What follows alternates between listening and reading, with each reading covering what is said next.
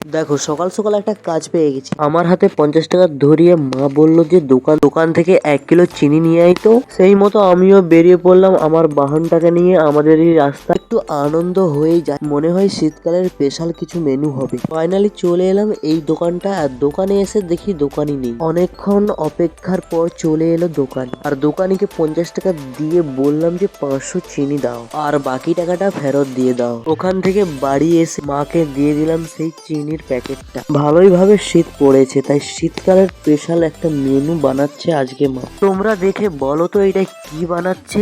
নিশ্চয়ই তোমরা অনেকেই খেয়েছো এই জিনিসটা। আমি ছোটবেলায় প্রচুর খেতাম, এখনো খাচ্ছি।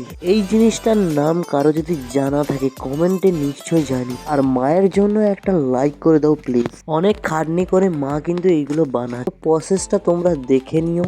এইবারে ফুটন্ত দুধের মধ্যে এইগুলো ছেড়ে দিচ্ছে, ভালো করে রান্নাটা হয়। যতক্ষণ এইটা হচ্ছে ততক্ষণ তোমরা আরো মিনি ব্লগস এর জন্য সাবস্ক্রাইব করো। Tata, bye bye.